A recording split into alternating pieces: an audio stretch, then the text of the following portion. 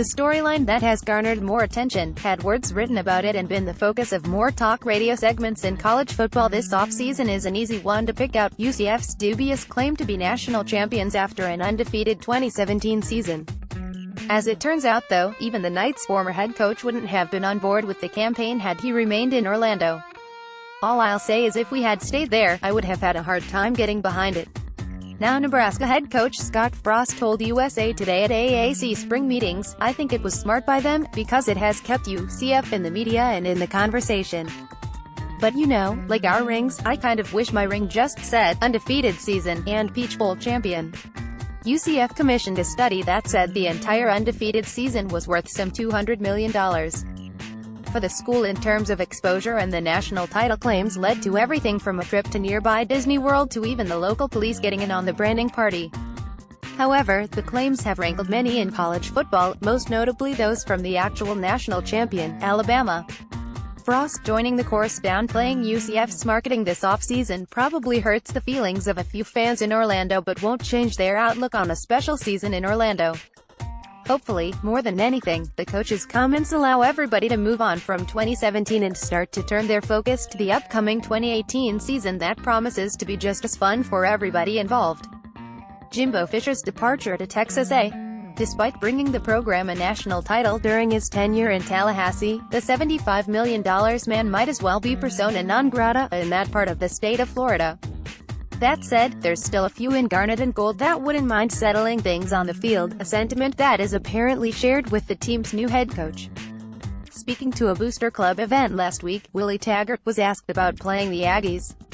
Based on his response, recorded by WarChant.com, he's not exactly put off at the prospect of doing so. "You'll have to ask them if they want to play us," a smirking Taggart said, naturally to some applause. FSU likewise isn't a stranger to playing SEC teams given their annual game against in-state rival Florida. The earliest the two schools could schedule is probably in the 2021 range, but a date around 2027 seems more likely. While we know Jimbo Fisher will still be in College Station then, or at least getting paid through then, the same might not remain true for Taggart. Still, the Aggies and Seminoles meeting on the field at some point sounds like a fantastic series even beyond the coaching implications that would be implied after Fisher's departure. Reggie Bush has not really gone on record about his actions that led to the NCAA dropping severe sanctions on his alma mater USC, but it turns out that the former Heisman Trophy winner did help out his old position coach who was brought down by the scandal he was the central figure in.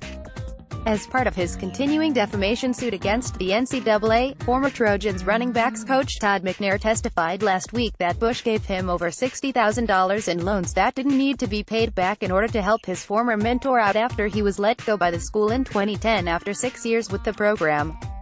Per the LA Times, that was just him helping you out, correct? NCAA attorney Kostas Stoljilkovic asked.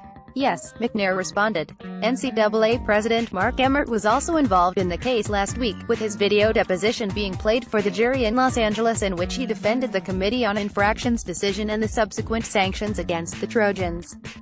That included some 30 scholarships lost, a 2-year bowl ban, and a show-cause penalty for McNair, who has been out of coaching ever since and has battled the NCAA in court for years. The trial is set to continue through next week, if not longer, before the jury goes to deliberations in the matter. If you're trying to figure out who the worst Power 5 football program is, chances are high that Kansas is on the shortlist, if not on the absolute bottom. Such is the case when you haven't been to a bowl game in a decade and haven't won more than 3 games since 2009. Appropriately, interest from Jayhawks fans in the team has dropped like a rock. In new figures obtained by the Lawrence Journal-World, we now know just how much ticket sales dipped to a new low of $3.4 million this past season. That's a drop of some 65% from their peak of $9.5 million in 2009 and a nearly $6 million shortfall as a result. Needless to say, that is not a great sign and certainly adds to the pressure that David Beatty is feeling going into what amounts to a make-or-break 4th season in Lawrence. I guess there's hope from Jayhawks brass that if you build it, they will come. At Kansas, however, that might be a tall task. While the term Black Friday may evoke rising pre-dawn to grab some of the best post-Thanksgiving deals for some, for many in the Midwest it's a day better known for the annual Nebraska-Iowa tilt on the gridiron. The two regional rivals have played plenty over the years but certainly have developed a nice little tradition since the Cornhuskers joined the Big Ten and met annually on the faux holiday in what is typically a Key West Division clash. However, the two programs will not play each other on the day nor to end the season as they usually in 2020 and 2021 based on future conference schedules. That sent many in the fan base up in arms, but it seems both sides are closer to an agreement to make the annual Black Friday game a permanent fixture. Not quite there but close.